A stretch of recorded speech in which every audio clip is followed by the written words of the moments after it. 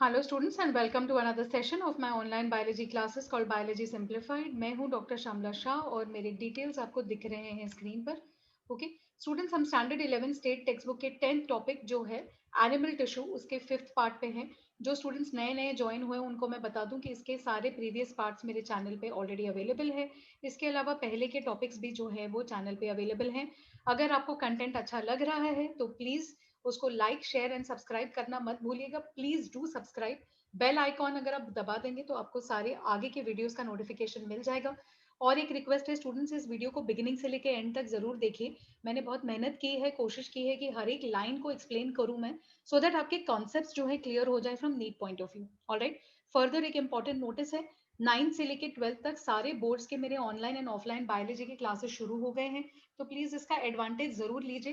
Scores में guaranteed improvement है, individual group tuitions available है, चैप्टर वाइज पूरे सिलेबस के लिए. अगर आपको ओनली डाउट सॉल्विंग करना है, ओके बहुत सारे मॉड्यूल्स अवेलेबल है, तो प्लीज मुझे कांटेक्ट जरूर कीजिएगा आप. ऑलराइट, जो स्टूडेंट्स नीट के लिए अपेयर कर रहे हैं उनके लिए तो स्पेशल है कि आपको ज्वाइन करने के लिए सोचना ही चाहिए. चाहे आप फर्स्ट टाइम दे रहे हैं या तो फिर आप रिपीट स्टूडेंट है, आपके स्कोर्स में गारंटीड इंप्रूवमेंट है. ऑलराइट, तो प्लीज डू कंसिडर कि आप कांटेक्ट कीजिए. अब आगे चलते हैं. ऑलराइट स्टूडेंट्स, हम एनिमल टिश्यूज जो है इनका मसल्स कंप्लीट कर चुके हैं और अभी हम नर्वस टिश्यू है. ऑलराइट, नर्वस टिश्यू जो है ये कंपोज्ड होती है नर्व सेल्स. ऑलराइट, तो नर्वस जो है ये ब्रेन से रिलेटेड या न्यूरोलॉजिकल सिस्टम से रिलेटेड है. तो नर्वस टिश्यू, नर्व सेल्स या न्यूरॉन्स एंड न्यूरोग्लिया, ये दो अलग अलग तरीके के सेल्स हैं जिससे नर्वस टिश्यू बनती है. करेक्ट. न्यूरॉन जो है ये बेसिक फंक्शनल और स्ट्रक्चरल यूनिट होता है. करेक्ट है. तो न्यूरॉन का जो है आपको बाजू में डायग्राम दिखाया गया है, मैं इसको थोड़ा शॉर्टन करके दिखा देती हूँ. ये एक टिपिकल न्यूरॉन है. राइट, तो न्यूरॉन जो है ये स्ट्रक्चरल एंड फंक्शनल एंटिटी है, यूनिट है नर्वस सिस्टम की. और न्यूरोग्लिया जो है ये सपोर्टिंग सेल्स हैं. ओके, तो मेन फंक्शन ब्रेन का या न्यूरॉन्स का जब भी आप सोचते हैं तो आप क्या सोचते हैं? मेन फंक्शन ये होनी चाहिए कि वो किसी सिग्नल को रेस्पॉन्ड करने चाहिए और उस सिग्नल का इंफॉर्मेशन दूसरे न्यूरॉन्स को या मसल्स को या ग्लैंड को पास ऑन करने चाहिए, है कि नहीं? तो न्यूरॉन का चीफ फीचर क्या होना चाहिए? एक्साइटेबिलिटी. वो एक्साइट होने चाहिए और इंफॉर्मेशन ट्रांसमिट करने चाहिए. जैसे मसल का चीफ फीचर क्या होना चाहिए? कॉन्ट्रैक्टिलिटी, है ना, कॉन्ट्रैक्टाइल नेचर. तो ये कुछ फीचर्स होने चाहिए. तो न्यूरॉन जो है ये एक्साइटेबल सेल है, लेकिन न्यूरोग्लिया क्या है? ये नॉन नर्वस सेल है. ये एक्साइटेबल नहीं है, लेकिन ये नर्वस सिस्टम को सपोर्ट करते हैं. ठीक है, ये इंटर न्यूरोनल स्पेस, मतलब दो न्यूरॉन्स के बीच की जो स्पेस है वहां पे न्यूरोग्लिया जाके अपने आप को स्टफ करता है, एक पैकिंग बनाता है, न्यूरॉन को सपोर्ट करता है. ओके, बहुत सारे अलग अलग फंक्शंस हैं उनके. न्यूरोग्लियल सेल्स जो हैं, है ना, ये जो न्यूरोग्लियल सेल्स हैं ये रीजेनरेट कर सकते हैं और सेल डिवीजन भी कर सकते हैं. करेक्ट है. लेकिन न्यूरॉन्स खुद को रीजनरेट नहीं कर सकते हैं. क्या मतलब है इसका? कि अगर न्यूरॉन को डैमेज हो गया तो वही न्यूरॉन खुद रीजनरेट नहीं हो सकता. ओके, इसके अंदर डिवीजन नहीं होती, माइटोसिस नहीं हो सकता है. ये टर्मिनली डिफरेंशिएटेड सेल्स हैं. करेक्ट है. फॉर एग्जाम्पल, एक न्यूरॉन को अगर कुछ प्रॉब्लम हो गई तो इसमें माइटोसिस होके ये वापस से चेंज नहीं होगा. क्यों? क्योंकि इसके अंदर सेंट्रियोल जो है ये नहीं होता. ठीक है. इंटरसेल्यूलर मैट्रिक्स या दो सेल के बीच की जो जगह है वहां पे मैट्रिक्स नहीं होता है. करेक्ट. तो हमने बहुत सारे टिश्यू में देखा, फॉर एग्जांपल हमने कनेक्टिव टिश्यू में देखा ना कि सेल्स के बीच में क्या होता है? एक जेली जैसा मैट्रिक्स होता है, कभी हार्ड मैट्रिक्स होता है, कभी सॉफ्ट मैट्रिक्स होता है, लेकिन यहाँ पे मैट्रिक्स नहीं होता है. करेक्ट है. फ्लूइड्स होते हैं, जो सेरिब्रोस्पाइनल फ्लूइड है सीएसएफ वो होता है, लेकिन मैट्रिक्स जो है वो नहीं होती है न्यूरल टिश्यू में. करेक्ट है. न्यूरॉन एक इंपल्स जनरेटिंग और इंपल्स कंडक्टिंग यूनिट है. इंपल्स मतलब कोई भी सिग्नल. ओके, आपको क्या समझना है? इंपल्स मतलब सिग्नल. तो न्यूरॉन एक ऐसी जगह है या एक ऐसी सेल है जहां पे इंपल्स शुरू भी हो सकता है और वो इंपल्स एक से दूसरे न्यूरॉन में पास ऑन भी हो सकता है. तो वो जेनरेट भी होता है और वो आगे कंडक्ट भी होता है. करेक्ट है. ये बॉडी के अंदर कम्युनिकेशन करने का काम करते हैं. आपके ब्रेन का कम्युनिकेशन आपकी आंखों के साथ, नाक के साथ, कान के साथ, ओके, आपके फिंगर्स के साथ, टोज के साथ. राइट. तो आप किसी चीज को देखते हैं, देख के फिर आप सोचते हैं मैं क्या करूं, इसको खाना उठा के खाऊं या फिर उठ के मैं कहीं पे चली जाऊं, या फिर मैं जाके दरवाजा बंद करूं। ये सब जो प्रोसेसेस आप करते हैं कैसे करते हैं, क्योंकि कहीं ना कहीं कोई सिग्नल आपके न्यूरोनल सेल में उत्पन्न हुआ और फिर वहां से वो दूसरे सेल्स में ट्रांसमिट हुआ, वो फॉरवर्ड चला गया और फिर वो किसी मसल तक पहुंचा, किसी ग्लैंड तक पहुंचा और वो मसल या वो ग्लैंड ने कोई काम किया। करेक्ट है। तो न्यूरॉन्स जो हैं ये कम्युनिकेशन बॉडी के अंदर का जो है एक टेलीफोन लाइन के जैसे है। नॉट ओनली टेलीफोन लाइन, ये इंटेलिजेंट लाइन है। ओके, ये सारी चीजें को देखता है, परखता है। ओके, और फिर इम्पल्सेस को ट्रांसमिट करता है। करेक्ट। न्यूरॉन्स की जो मेम्ब्रेन होती है ना, ये बड़ी डिफरेंट तरीके की मेम्ब्रेन होती है। तो न्यूरॉन एक टिपिकल यूकैरियोटिक सेल, करेक्ट है। लेकिन इनके मेम्ब्रेन में कैपेसिटी होती है कि ये अपने चार्ज पोटेंशियल या एक्शन पोटेंशियल को बदलते रहते हैं। तो कभी सेल मेम्ब्रेन के बाहर पॉजिटिव चार्ज ज्यादा और नेगेटिव चार्जेस अंदर कम, कभी बाहर नेगेटिव चार्जेस ज्यादा और अंदर पॉजिटिव चार्जेस कम। इनको चेंज कर करके ये सेल अपने अंदर एक बैटरी तैयार करती है। इस बैटरी के वजह से इम्पल्सेस जो हैं, सिग्नल्स जो हैं, आयंस या इलेक्ट्रॉन्स के फॉर्म में, ओके, उस तरीके से वो दौड़ती हैं ऊपर से लेके नीचे लहरों के जैसे। ओके, आयन की लहरें या इलेक्ट्रॉन्स की लहरें बन जाती हैं because of the special potential of the membrane of the neuron. Correct है। तो कभी भी जब कोई भी एक्सटर्नल स्टिम्युलस मिल जाती है, ओके, फॉर एग्जांपल मान लीजिए कि आपने आपकी उंगली को भी थोड़ा सा फॉरवर्ड किया है और मैंने एक छोटा सा सेफ्टी पिन लिया, बहुत ज्यादा बड़ा नहीं, छोटा सा, और उसको बिल्कुल लाइटली मैंने पोक कर दिया। तो क्या होता है, आपके स्किन के सेल्स में, ओके, कोई सेंसर है, उसने पिकअप कर लिया कि अरे यहाँ पे कोई तो चीज है जो मुझे पोक कर रहा है। ठीक है, वहां से पहला न्यूरॉन जो आपके स्किन के नीचे है उसने इंपल्स को पिकअप किया। अब उसका सेल मेम्ब्रेन है ना, चेंज होने लगेगा, उसकी पोटेंशियल चेंज होगी और आयंस जो है दौड़ने लगेंगे ऊपर से लेके नीचे तक। ठीक है, जैसे ये स्ट्रक्चर यहाँ बनी हुई है, मैं इसे दिखा देती हूँ, है ना। तो यहाँ से वो पिन की इम्पल्स आएगी, इस पार्ट से वो इम्पल्स नीचे दौड़ते हुए यहाँ से होते हुए यहाँ से नीचे नीचे नीचे नीचे इधर तक, और फिर यहाँ से नेक्स्ट न्यूरॉन, फिर यहाँ से नेक्स्ट न्यूरॉन, ऐसे करते करते करते करते करते वो मेरे ब्रेन तक पहुंचेगी और बहुत फास्ट पहुंचेगी। यस और नो। जैसे ही वो ब्रेन तक पहुंचती है, ब्रेन ने सिग्नल ले लिया, उसने चेक कर लिया, अरे ये तो पिन है, लग सकता है, तो इमीडिएटली आप क्या करेंगे, आप अपने हाथ को पीछे खींचेंगे। अब ये भी ब्रेन से सिग्नल आया, उस सेल ने उसको आगे पहुंचाया और वो आपके हाथ के मसल्स तक आया और आपके हाथ के मसल्स हो गए पीछे। हाँ, बोलने में मैं जितना थक गई, ओके, उतना आपका ब्रेन नहीं थकता है और इतने फास्ट आपके एक्शंस हो जाते हैं। करेक्ट है।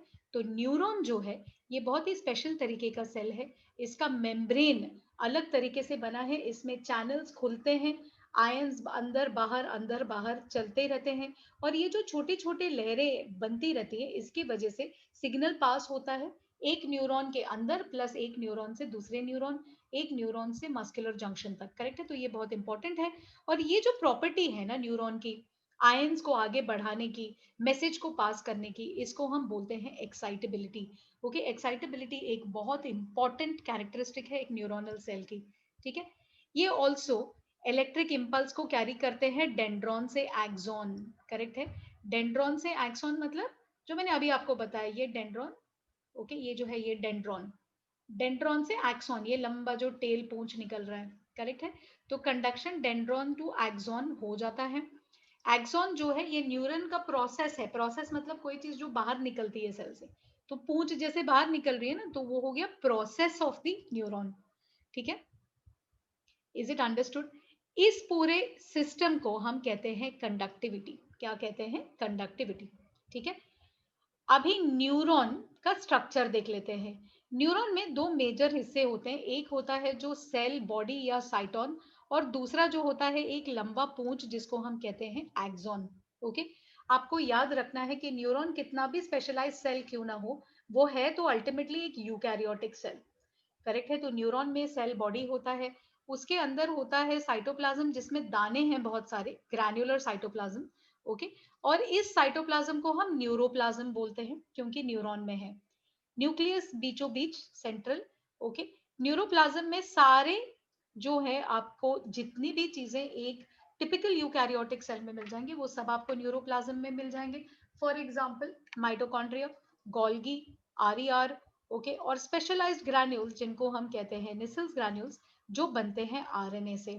ठीक है, सेल बॉडी में दो तरीके के प्रोसेसेस या बाहर निकलने वाले सिस्टम्स है।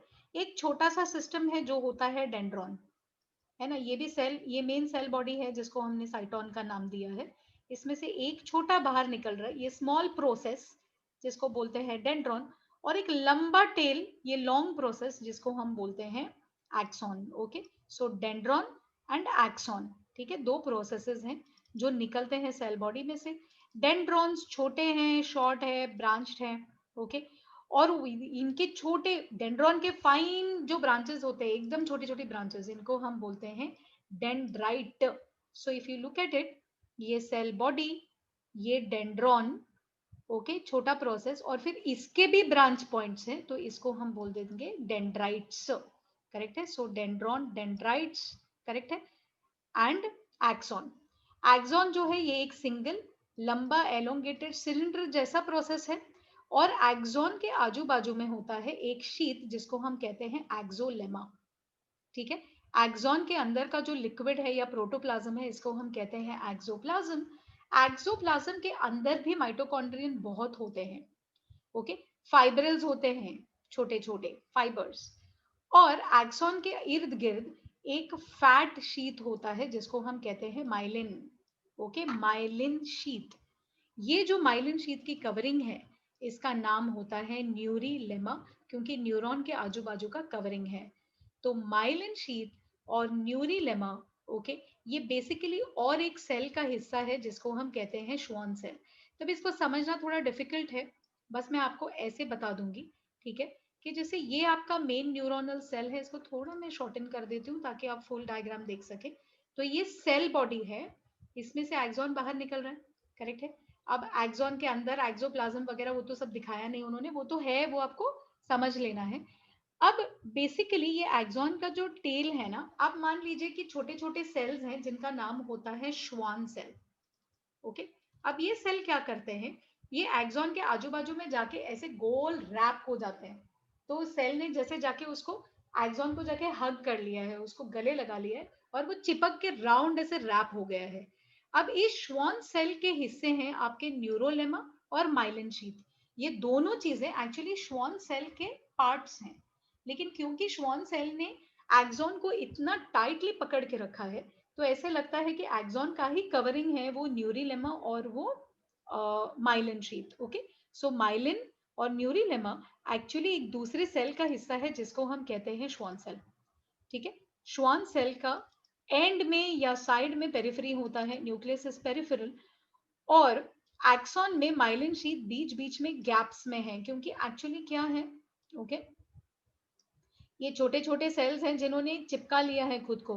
तो जहां पे सेल का बॉर्डर एंड होगा वहां तो गैप हो ही जाएगा ना, सेल इतनी बड़ी तो है नहीं, एक्सॉन जितनी एक ही सेल तो नहीं है, ये बहुत सारे, मैं देखो गिन सकती हूँ, 1 2 3 4 5 6 7 8 सेल्स हैं। तो इन सेल की जहां पे मेम्ब्रेन एंड होती है वहां गैपिंग आ जाती है, और इस गैप को हम कहते हैं नोड ऑफ रैनवियर। करेक्ट है। श्वान सेल का न्यूक्लियस इस डायग्राम में क्लियर नहीं है, बट आपको डायग्राम के वक्त आप जब बना रहे हैं तो आपको इधर एक न्यूक्लियस बना के दिखाना है। ओके, ये मेन सेल है जिसका न्यूक्लियस है, न्यूक्लियोलस है, न्यूरोप्लाज्म है। ओके, ये न्यूरीलेमा शीथ है, देखिए सारे मार्किंग्स को बिल्कुल केयरफुली देख लीजिए। ओके, न्यूक्लियस, न्यूक्लियोलस, है ना, श्वान सेल का न्यूक्लियस आपको डायग्राम में बनाना है। अब एक्सॉन के टर्मिनल एंड्स पे, ओके, झाड़ जैसे या आर्बोराइजेशन बोलते हैं हम। ओके, आर्बोराइजेशन, आर्बर मतलब झाड़, तो झाड़ के कैसे तने हैं, वैसे ही टर्मिनल भाग एक्सॉन का, ओके, बहुत ज्यादा जो है ब्रांच आउट होता है, और इनको हम बोलते हैं टीलोडेंड्रॉन्स। करेक्ट है, इस स्ट्रक्चर को हमने नाम दे दिया है टीलोडेंड्रॉन्स। करेक्ट है। तो ये हो गया बेसिक स्ट्रक्चर न्यूरॉन का। सॉरी, मुझे बहुत ऊपर नीचे करना पड़ रहा है क्योंकि डायग्राम इस तरफ है। ओके, अब फंक्शन के बेसिस पे न्यूरॉन को हम 3 कैटेगरीज जो हैं उसमें डिवाइड कर सकते हैं स्टूडेंट्स। ओके, तो कौन से 3 कैटेगरीज हैं, राइट, ऑलराइट, इस पेज को करके मैं इस जो है इसको एंड करूंगी, राइट। तो एफरेंट न्यूरॉन, एफरेंट मतलब क्या, सेंस ऑर्गन से ब्रेन या सेंट्रल नर्वस सिस्टम के तरफ जाने वाला न्यूरॉन। फॉर एग्जाम्पल आपके आंखों से सिग्नल लेके जो ब्रेन की तरफ जाता है वो न्यूरॉन होगा एफरेंट न्यूरॉन। क्योंकि मोस्टली ये सेंसरी ऑर्गन से होके गुजरता है या उनसे शुरू होके ब्रेन की तरफ जाता है, तो इनको हम सेंसरी न्यूरॉन्स भी बोलते हैं। करेक्ट है। इसको स्पाइनल कॉर्ड के डोर्सल रीजन में, डोर्सल रूट में पाया जाता है। ये क्या है, ये जब भी हम न्यूरोनल सिस्टम करेंगे 12वीं में, तो आप इसको डिटेल में स्ट्रक्चर में करेंगे, सो डोंट वरी। अभी आप ओनली अंडरस्टैंड कीजिए इसको। ओके, याद रखिए कि ये ऐसा भी कोई सिस्टम है। फिर आता है एफरेंट। एफरेंट हो गया उल्टा, ब्रेन या सेंट्रल नर्वस सिस्टम से ओके आपके मसल्स या ग्लैंड, जिसको हम इफेक्टर ऑर्गन बोलते हैं, उसके तरफ जाने वाला, वो हो गया मोटर न्यूरॉन। तो सेंसरी न्यूरॉन सेंस ऑर्गन की इंफॉर्मेशन को ब्रेन तक ले जाएगा, और मोटर न्यूरॉन ब्रेन के डिसीजन को आपके मसल्स तक या ग्लैंड तक लेके जाएगा। तो सेंसरी न्यूरॉन का एग्जांपल देती हूँ। आपकी आंखों ने मोबाइल फोन को देखा, टेबल पर पड़ा है, ओके, और वो रिंग हो रहा है, तो वो आपकी आंखों ने देखा, आपके कानों ने रिंग शायद सुना, ओके, और वो दोनों इंफॉर्मेशन आपके दो सेंस ऑर्गन से ब्रेन की तरफ चली गई। करेक्ट है। ब्रेन ने प्रोसेस किया और क्या बोला, अरे फोन आ रहा है, उसको उठाना है। तो उठाना है मतलब वो सिग्नल आपके ब्रेन से एफरेंट न्यूरॉन के थ्रू आपके हाथों के मसल्स में आया। आपके हाथों के मसल्स ने आपकी बॉडी वहां तक चल के गई। अगर आप दूर बैठे हैं तो पैरों के मसल्स आपको चल के वहां तक लेके गए। हाथों के मसल्स ने मोबाइल फोन को उठाया और आपने उसको पिकअप करके बात करना शुरू किया। तो ये जो इतना कॉम्प्लिकेटेड है, ये कहाँ से आ रहा है, ब्रेन से लेकर के जो इंपल्स जाती है आपके मसल्स तक, वो हो गया एफरेंट न्यूरॉन। ओके, और सेंस ऑर्गन से जो सेंट्रल नर्वस सिस्टम की तरफ जाती है, आंखों और कान से जो मोबाइल की सिग्नल गई, वो था एफरेंट न्यूरॉन। ओके, ये जो है ये वेंट्रल रूट में है, आपके स्पाइनल कॉर्ड या रील की हड्डी के बीच में जो कॉर्ड है वहां पर। एज आई सेड, इसको हम अगले साल डिटेल में देखेंगे, तो अभी आपको बॉदर नहीं करना है। फिर आ जाता है इंटर न्यूरॉन्स या एसोसिएटेड न्यूरॉन्स। एसोसिएटेड न्यूरॉन्स जो हैं, ये सेंसरी और मोटर न्यूरॉन के बीच में मिक्स्ड न्यूरॉन्स हैं। ओके, जो सेंस और मोटर दोनों एक्शंस को इंटीग्रेट करते हैं, उनको कंबाइन करते हैं, उनको प्रोसेस करते हैं। ओके, इस तरीके के जो न्यूरॉन्स हैं ये स्पाइनल कॉलम में पाए जाते हैं, और इनमें एक सेंसरी पार्ट होता है, एक मोटर पार्ट होता है। एक जगह से सेंसरी इंफॉर्मेशन अंदर आती है, दूसरी जगह से मोटर न्यूरॉन को इंफॉर्मेशन बाहर जाती है। ठीक है। कुछ कुछ न्यूरॉन्स में कभी कभी या तो माइलिन शीथ होती है या तो नहीं होती है। ओके, तो अगर नहीं है तो वो है नॉन माइलिनेटेड, और अगर है तो वो है माइलिनेटेड। ये तो काफी सिंपल है ना।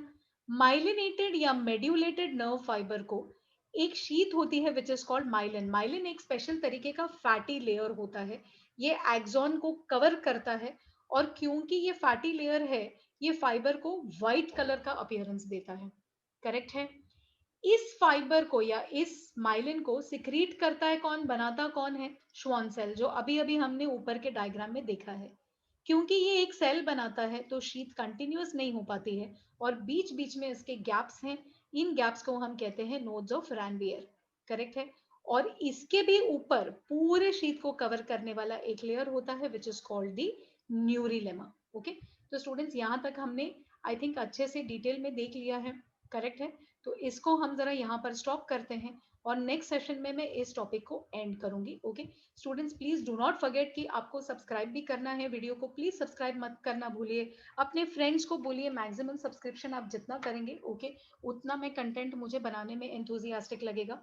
ऑलराइट, और प्लीज मुझे डू नॉट फॉरगेट कि आपको मुझे कांटेक्ट करना है फॉर द क्लासेस। राइट, एक बार कांटेक्ट करके देखिए, शायद आपकी लाइफ टाइम की प्रॉब्लम सॉर्ट आउट हो जाएगी और आपको बहुत अच्छा स्कोर आना शुरू कर देंगे। Right, so please do try. For NEET also, please do not forget to contact me. Okay, thank you and keep studying.